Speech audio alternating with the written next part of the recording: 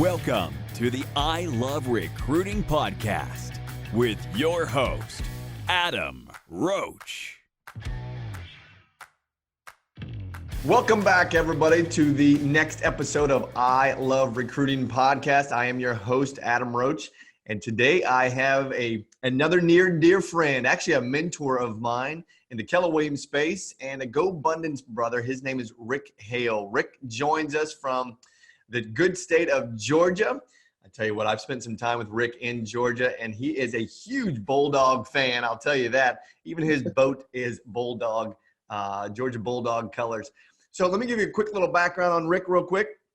He's an OP of 5 Keller Williams Market Center. He's an investor in 12 total market centers, and he is a passive income junkie. So he's going to share with us today his version and vision of recruiting and what it means to him. And he's also just going to share with us his story. So Rick, welcome to the show, my friend. Hey, thanks. Glad to be here. Thanks, Adam. Yeah, absolutely. So here's the fun part. So again, Rick and I know each other from KW, and we've gotten to know each other pretty deep inside of the GoBundance world. And I got to spend some time with Rick this past summer at his lake house. And man, that was a really cool time. Thanks for having us out. We got to ski on his boat, and then we got to mastermind. I think we masterminded into the wee hours of the night, didn't we? We did. Yeah, it was a long-term endeavor. Paid off, though. It was great bonding. And you know, I love recruiting, guys. We have the equation. You all know what it is. Recruiting equals influence equals leadership. And you can also invert that from leadership equals influence equals recruiting. And I'll tell you that summer, those 2 summer days, Rick, you sure influenced and recruited the heck out of me to come there and have some good barbecue and have some good rides on the boat and some good masterminds, man. That's a fact. Well, and it's easy to recruit people to something they want. And so there's a nugget buried right there just for starters, man. If you've got what everybody wants, you know, that you don't recruit, you just invite and you create an opportunity to engage. And when they engage and the joy's there, people don't, you know, number one, they're attracted to what's best for them. Number two, they don't deny their own truth. So, you know, that's a Fierce Conversations axiom, if you will, that no one denies their own truth. So the key to winning with people, honestly, is to create a really cool magnet and an opportunity for them to lean in and comfortably without a feeling of threat. And then backed up by the belief that if you ask the right questions and the answer favors both of you, it's a no-brainer and you're going to win. So that's kind of a cool launching place. Obviously, recruiting whether it's now in the current environment or recruiting pre-corona, I think the only difference is the method and the message should be slightly modified because there's a different story to tell, but it's still about finding their need and then serving that need. And that starts and stops with asking great questions and getting connected at a real holistic level. And that's what made our mastermind special, as you, I'm sure, remember, because there were, I don't know, what were there, a dozen of us, give or take. And at least. We sat in a big circle and we talked about the wheel of life. There's 12 components that we've kind of figured out collectively and that I have and created a tool called the Wheel of Life. And it's everything from spiritual to relationships with friends, family relationships, economics of, you know, how do you succeed financially, then business, and then self, you know, growth and self-development, and even romance, even adventure and creative. And I'm just rattling them off, but there's 12 sectors that, you know, the thing about connecting with people is they don't show up as one-dimensional objects. It's not like, hey, just fix my finance piece. I mean, that may be a conversation that leaders have with people regularly, but at the end of the day, there's probably some intermix of a few things on their wheel of life that affects their capacity to generate financial gain and to win. And the best way to create the biggest possible magnet is to connect with them holistically. And that means peeling back the onion and building trust in a safe environment. And that's what we did in the mastermind. We each rated ourselves 1 to 10 in each of the 12 categories. And we discussed areas that were crushing it, and we discussed areas we weren't crushing it. And because the environment was safe, there was an amazing amount of open, honest discussion. And I don't think it's surprising, but it was invigorating to see the conversation evolve into areas that are sometimes considered taboo, I guess, you know, romance and relationships, you know, among guys. And then also, you know, connected to spirituality. There was a pretty robust conversation around spiritual purpose and reasons and the pursuit of, you know, bigger meaning. And again, back to influence is when you open up doors that people are, desperately need, but maybe not ready or as comfortable, in creating that comfortability around, just having really robust, sincere conversations. And we had that, man, that was special. That really was. Yeah. I mean, I think we were actually probably went to like 1 or 2 a.m., didn't we? Yeah, we were definitely rubbing eyes, and there was, we were sleepy people at the end, but, fulfilled in that the conversation was real. How do you step out from behind yourself and make it real? And that's a great testament to people willing to do that. And the collective energy was, irrefutably awesome. Yeah, it definitely was. I'm pretty sure that I might have had another a slab of rib meat before I went to bed that night because it I think I saw your head inside the refrigerator looking for some backup. Yeah. So let's go back now. That was very, very powerful opening there. So you're what's called the operating principal of 5 market centers. And one of your roles then is to find, recruit, and retain a team leader, someone that is running your company for you. When you go out and look at that, when you go out and look for someone that's going to be running one of your organizations, are there best practices that you put into place? Are there certain attributes that you're looking for? What do you do in that space? Yeah, I mean, everybody has their own story and their own voicing, and there's also the life cycle of people in certain roles and at work. And so you want to catch people at the right time when they have the right energy and the right experience. That, experience is awesome, but if you're on the experiential side without the legs to run and you're kind of in coast mode, and people, at 54, I'm not the same person I was at 44 and 34. Mm-hmm. That's not to slight me, and everybody's different. So when you say, what are you looking for? It's not like this prototype photograph that I've got on the wall that, that's the prototype. Everyone has a unique voicing and a story, and they're also uniquely connected to different market areas and different, who's your target audience and who's the most magnetic, going back to that term I threw out at the beginning, who has the most capacity to attract the most sincere, amazing people. We use a tool at Keller Williams. I think if you're in Keller, you know about the KPA, and that's an amazing starting place. It doesn't test for, it does test for general style and aptitude and personality and capacity, but it doesn't test for work ethic. It doesn't test for personal integrity or moral boundary, and it doesn't test for life experience. So those are the things, as an operating partner, I have to dig deep and go far and wide. And if those things are in check, the odds are the personality piece is just the deal sealer, not the deal, it's the final step or stage. Right. But character, purpose, work ethic, conversant, the capacity to command a room, stand in front of a room and orate to the and to build energy and momentum in group settings, as well as one-on-one, getting real, someone who's comfortable in their own skin. I think the word authentic is somewhat overused today, but I can't think of a better word. Like, just what's real. Like, we all have flaws, and I think it's the flaw that draws us together, not the nuggets of greatness. I think those are great, but it's when you reveal a flaw and you show how you circumnavigate it and still win regardless, because we all have them. We have pimples and bruises, man. Some of them are just more masked and some than others, or we've learned to cope. But the ability to have those, express those, and still with great confidence stand in front and share that you've got enough wisdom and capacity to take people where they want to go. That's a winning formula for a team leader. Yeah, man, that's really strong. So what do you do? So I know what you do. I'll share it with the audience here. When you said get real, and you talk about getting people real, getting them vulnerable, I love what you said here, to reveal, and then and almost to kind of get them to share where their flaws maybe even are. Walk us down that path. How do you engage with someone like that to get to that level, that core? What do you do? Naturally, some people have varying capacity to do that. I think because I have it innately, and I've also worked through a lot of my own challenges and issues when I was younger, I think I send signals, like almost subliminal messaging, that it's okay to get real. And I think the way you get someone to do it is, one, people of like kind are attracted. So if you don't have that in you and you're sheltered and you're reserved and guarded, it's pretty hard to get someone else to be different or to behave differently and comfortably for very long.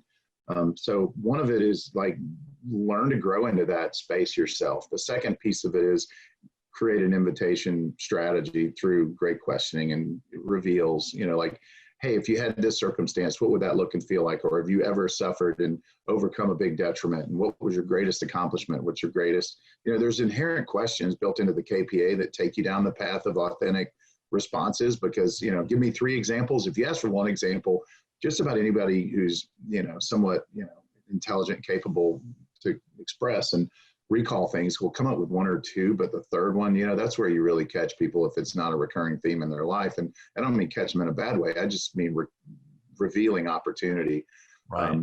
To go 2nd, 3rd. There's a good book called The Question Behind the Question. I can't remember the author's name, the QBQ, but I'll tell you, you don't have to read the book, but the context of the book was truth lies in the 2nd, 3rd, 4th question, 5th question. It's not in the first response. Most people have patented safe responses, especially in an interview scenario. How long would you work before, how long would it take if you didn't succeed? How long would you try before you quit is a great general question. Like, what would it take? And everybody's gonna be like, oh, never quit. Right. And then if you will describe a time when you did quit, what did it look like? And then, so how did that feel? And what did you do? And, and try to create context where the truth becomes undeniable and it's their voice. Back to the whole, no one denies their own truth, but you've got to ask great questions. Did that help? I don't know if I answered it exactly. Well, what I love what you said there. So you gave it a lot of great how-tos. I think in the very beginning, when you started answering that question, you almost gave a mirror-based answer, meaning that they've got to get in front of that mirror first and they've got to get real with themselves, right? They've got to show up as someone coming really from curiosity and someone that's really coming from a place of contribution to contribute to the individual by helping them reveal, right? And if they are not able to reveal about themselves, they probably can't do it either. That's right. If they're not truthful and honest about themselves in the mirror, how the heck are they going to sit down with someone and say, let me get you naked? They're probably not going to do it.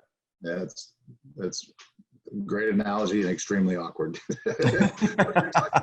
Your soul, not physically. But at the same time, for some people, they'd rather get physically naked than emotionally naked. Yeah. At the end of the day, what's more threatening to the average person? And that's being seen and being known. Mm-hmm. But that's the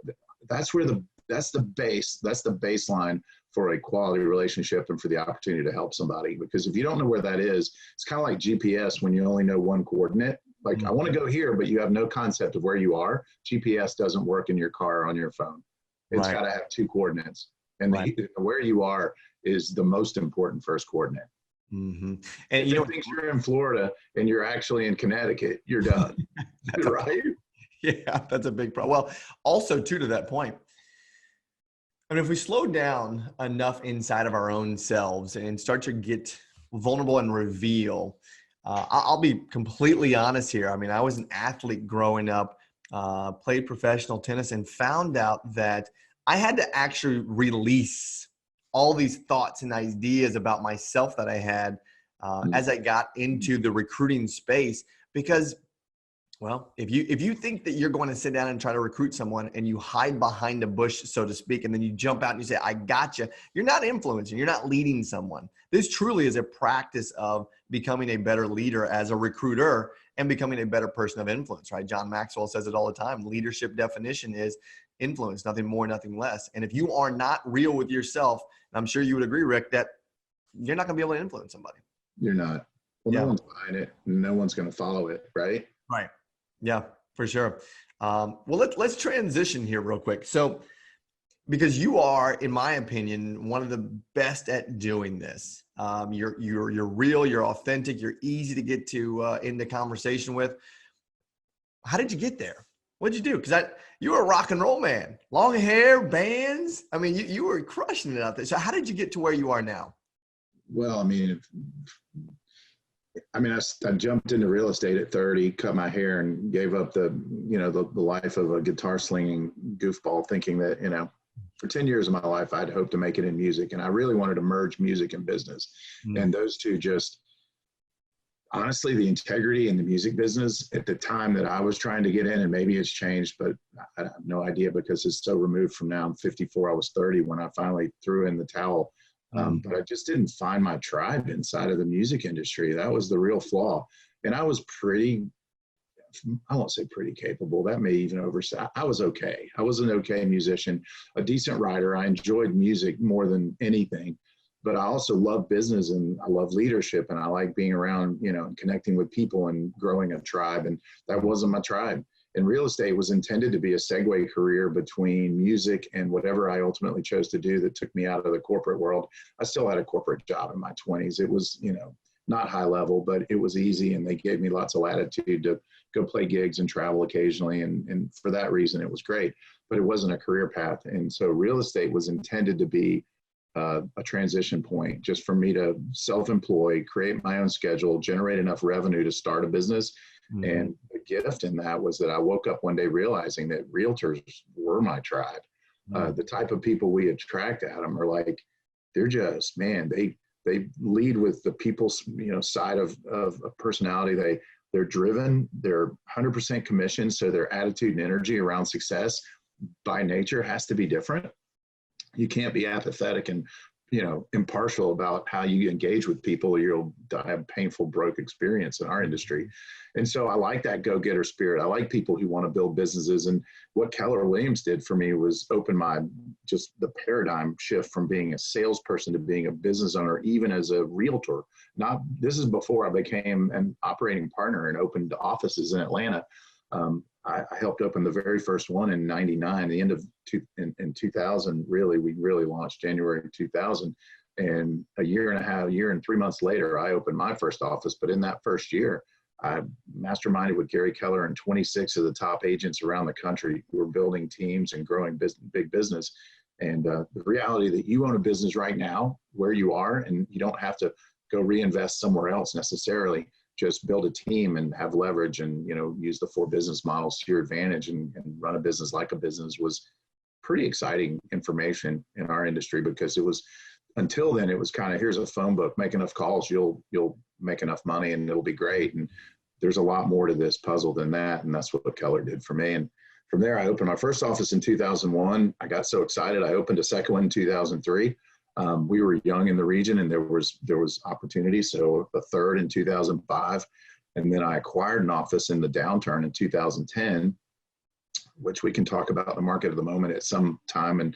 But that created opportunities and reinvention, and people paid more attention to what we were doing as the Heart of Atlanta Group, because the market was suffering and we were still hitting some home runs, and maybe not home runs, but lots of singles and doubles that added up to runs. And then in 12 and 13, I bought 2 more offices. So that's kind of how I got here. So. Yeah, that's incredible. And I want to go back real quick, because it's kind of ironic, or maybe not, that our GoBundance group is called Tribe. Yeah. Right. And I remember seeing you at the first, what was it, 3 or 4 years ago? Where were we? Probably. I don't remember where it was. Maybe. But I'll tell you, the experience that I had when I saw Rick Hale walk in the room, I thought, holy shit, I'm in the right room. That's for sure. Right. Because my dad always said, you better get to the room where you're the dumbest guy in the room. And when I saw you walk in, man, I was like, there he is. That's funny. Yeah. Your humility is a gift, man. Your humility is great. You're the kind of guy I gravitate towards too, because the conversation's always real and it's deep and it means something. It's not just, what's the weather look like? Right. So thank you for the kind words. Yeah. So yeah. Well, the tribe, I want to go down this path real quick around the tribe, because what I heard you say is the music industry was cool for you, but it wasn't your tribe. And then when you got in the real estate space and you started understanding who was inside that real estate space, that you probably became a little more authentic yourself, because these were people that maybe you connected with at a different level than you did in the music world. And then seeing someone or learning from someone like Gary Keller, I'm sure just almost set your world and your soul on fire to say, wow, teach me more. It did. I became an education and learning junkie, because what I've learned too is you can't give away what you don't have. And as a leader, the greatest gift you have is a toolbox full of, versatile tools that, you never know who's going to show up and what tool they need. And the more you command of experiential, sometimes just experiential failures where you can context their experience to your reality. I mean, that's a winning paradigm and a winning apex, if you will. Mm-hmm. So yeah, I failed forward a lot. I mean, I built a team fast. We were MREA team. We have been. I've still co-own an MREA team now that we make over $1 million a year in gross commission, and I don't run the day-to-day anymore. I've kind of proven that the models and systems of the MREA book work. And honestly, that was my sole intention for keeping my team after moving towards leadership. And inside of leadership, by the way, the thing that inspires me the most is training and coaching, man. Just sharing experiential knowledge and inspiring people. That's what gets me up early and keeps me up late, trying to be my best. Can't give away what you don't have. And so that's why I also expanded my network into GoBundance. David Osborne and Mike McCarthy, I've known them forever, and you too. And so it's been obvious to me that it's a great group of people who are high-flying go-getters. But it took me a few years to create an awareness that I needed more margin to go experience things outside of my natural sphere. And it was started by a lot of Keller Williams guys, but now it's much more diverse than that. And that's the gift, I think, is the diversity of leadership and experiential paths. Mm-hmm. So, yeah. We from a GoBundance standpoint, so last night, so Aspen, right? We were just in Aspen, and we got to hear and learn from Ed Milet. And I was one of the guys that raised my hand to pay for a quick little coaching call with him. And last night we had that coaching call. And I'll tell you what the most powerful thing was of that call, again, as you expand your tribe, was my 11-year-old son actually picked up the book that Ed had written that was sent to us prior to the event. And he read it in one day. And he was like, he was out here, right? My son, it was really neat. And so when he heard that I was doing this, he said, "Dad, can I stay up late and listen?" I said, "Sure." Nice. And so I had him off here to the side, not on the camera. And it came time for a little Q&A, and he had written a question. I don't have it here on the desk now. And he said, "Can I ask this question?" I thought, why not? And so sure enough, I brought him in, and he got to ask the question. And it was just a really powerful moment. And I'm sharing this because you brought up the word tribe. Now I've got my 11-year-old son kind of in our tribe of growth, of leadership, of vision. And I tell you what, I'm probably extremely biased here. He's a pretty powerful dude already at 11. I love it. That's amazing, and a great testament to your capacity as a parent and not messing it up. That's always been my theory, by the way, as a parent. It's not that we're supposed to make it happen for them, because sometimes that's a detriment too, that they don't have their own failed path to self-discover their truth. But my goal was just don't be the reason they didn't, hit the mark. Right. I'm half kidding. Trust me, I'm more proactive than that as a parent. But at the same time, I think the price of privilege and being overly intense with kids and forcing them, and it may or may not work out as well. Who knows? I know when people resist things that are pushed upon them. And so the fact that he volunteered for that experience and got excited on his own is a massive, again, testament, you giving him room to self-discover and self-choose. And the power of that it's unstoppable. So, man, Adam, that's a great story. That's cool. So let's transition real quick in the time that we have left here. Sure. We're in a different world, right? We're in a different environment than we've been in the past. And let's stay in the recruiting lane here. Does anything change? Does anything change in the recruiting space? If we stay, let's go ahead and stay in the real estate space. Does anything change as you are now out there, in your opinion, recruiting top talent or recruiting new team leaders or recruiting whoever it is you're recruiting? Does anything change? Or what changes, if anything? The core premise we talked about earlier doesn't change, and that's being real and bringing your gifts to the conversation that hopefully create a reciprocal, open, conversation where everybody feels safe. But beyond that, I do think the context of the starting place is different. I'm learning more than ever to, be curious and not judgmental about what I think other people are doing or feeling. Quick example. I've never worked dang harder. Like, I'm sitting here at my little command central. I have the backdrop because I'm in the spare bedroom at our lake place, interestingly. It felt like the safest place to shelter, and I've already taken 2 boat rides this week after hours. But I've gone bell to bell, 7 to 7, 2 or 3 days this week, and sat in this hole and just had meeting after meeting and, man, hammering. I've never worked harder. Like, I didn't know I could be this efficient.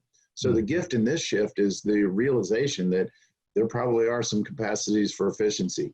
That said, I was on the phone with a commercial broker working on a lease scenario yesterday, and I made that comment about how it's so easy to stay focused and, just on point task, and purposefully initiating and staging conversations with people that I really want to connect with that otherwise might be deferred in the real world because I'm too busy running around with, commuting and real world situations that take more time, honestly. And she said, well, are you homeschooling your kids? And I'm like, I didn't even think about that. Like I have 2 in college and 2 graduated, and they're all home now, which is great, and working from home. And but it didn't even occur to me that if you've got 3 kids, 5, 7, and 9, or and depending on your spouse or your family situation, what's preoccupying your thoughts, creating stress, might not be your work. It might not, like, there's this whole scenario is uncharted, unprecedented, and so coming from curiosity is my big aha yesterday. Like, don't just call thinking you know what their challenge is. Call with curiosity and just check in as a caring, loving person and let them tell you what it is. And then, what do they say? Prescription without proper diagnosis is malpractice. Mm-hmm. And so I think it's vital that we ask really good questions and keep it open-ended to the extent that they express what they want to express and not feel pushed or pulled in a direction. Because again, we resist things that are pushed and forced upon us. And so, but I do think understanding the mechanics of where we are is important, because maybe not everybody understands that, the Federal Reserve combined with this relief fund, combined with the obvious medical side of curing the, some version of a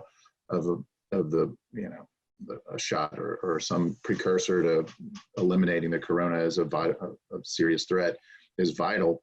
But, being able to tell the story in a way that's truthful enough that people know that you're not just sugarcoating reality to impress them or to, to ease the pain, but it's reality based, but also optimistic. So I don't know that I said that very well, but at the end of the day, I think everyone wants hope, but no one's buying false hope. So as a leader, I think your story needs to be credibly valid and at the same time, incredibly optimistic about what could happen. And because the odds are something's going to happen. And, the greatest gift you can give yourself is to separate what you can control and what you can't, and not confuse them, and put the can't controls on a shelf somewhere, and then work with what you have. Mm-hmm. That's really Viktor Frankl is one of my favorite authors, and he wrote The Man's Search for Meaning, and he spent time in a concentration camp. And the one thing you control is your attitude, your energy, and the way you look at things. And that's where we are, man. There are a lot of people that are not just physically sheltering, but emotionally and mentally sheltering, and, it kind of lockdown mode. And that's probably not the solution for a leader. It's definitely not. And it's definitely not the solution to someone in a sales oriented capacity, or someone that, you've got to hunt and gather, or you go hungry. Even though you might not get the listings you want today, how many are you putting in your backpack that are ready day one, as soon as the market shifts to the extent people feel safe, encouraging people to come into their homes again? Yeah. You said something, Rick, that was really empowering there, because let's stay in the lane of recruiters, right? If a recruiter in this time is not releasing, right? They may have some emotional challenges that they're going through. They may have some physical challenges. They may have some financial challenges that they're going through. And if they're not finding a way to release whatever that may be in the sense of a tribe or a bro or a friend or a family member, and then they attempt to go out there and recruit and ask questions that maybe they should have already answered, they're going to probably show up not authentically. Would you agree? Yeah, totally. Yeah. Well, I mean, again, the key is to remove the mask. Right. There you go. Yep. You got to be able to pull the mask down. Yeah. Remove that mask. I mean, people don't connect with inauthentic energy. And if they do connect with it, they're probably going to, we're mirrors. That's all we are. We're human mirrors. Whatever you're projecting is coming back. I mean, it's, that's been kind of my secret sauce, is just connect with people and care. And ironically, most people connect and care. And the people that don't, by the way, run from that energy. And I don't have to deal with it for very long because it's uncomfortable. Mm-hmm. Yeah.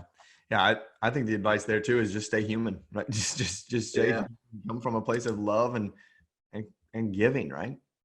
Yeah, that's it. And I admit it, like the week I was in Antigua. So we were in Antigua 2 weeks ago.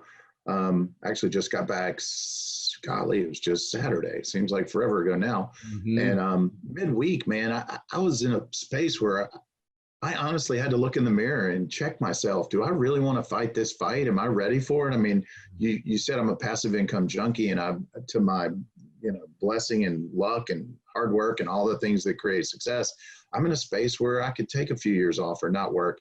And that's a gift, but it's also a real good self-check to see if you're really all in, because if you can quit and there's no financial detriment or life capacity detriment, and then you still fight the fight, then you're in it for all the right reasons. And I had to gut check midweek. I'm like, wow, here we go again. And, I've got 1,100 people that rely on my leadership, and that we all have that drunk monkey, we call it in bold. And I think they've renamed it. And I can't remember. It's the, I don't know what it's another name for it.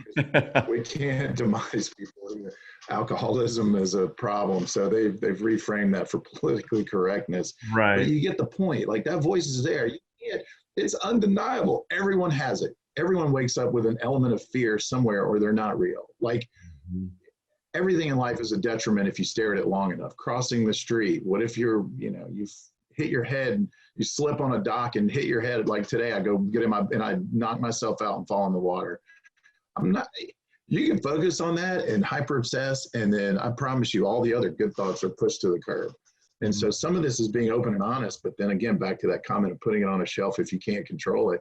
And, if it's to be, why not me? Is one of my favorite sayings. And I kind of wake up and go, somebody's got to do it. And I hope everybody listening feels that energy of somebody's got to do it. Don't wait for someone else to do it. If it's inside of you and it's inside your capacity, I think it's a God-given gift, and it's to be shared. So that's leadership at the highest level, when you wake up and feel like you have to give it away, even when I know there are better leaders. I know there are more mentally capable operating partners in the world, but I don't know that there's anyone that cares more. And if you care, that's what people buy long before they, you can't make a million silly mistakes that wreck the ship. But at the same time, you buy margin with people when you come from heart and capacity to give first. Mm-hmm. That's incredible.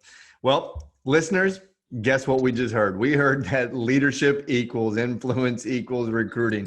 Rick Hale just brought the house down with all of those. That's one of my favorites, to be why not me, right? That's really, really good. So Rick, how can people find you?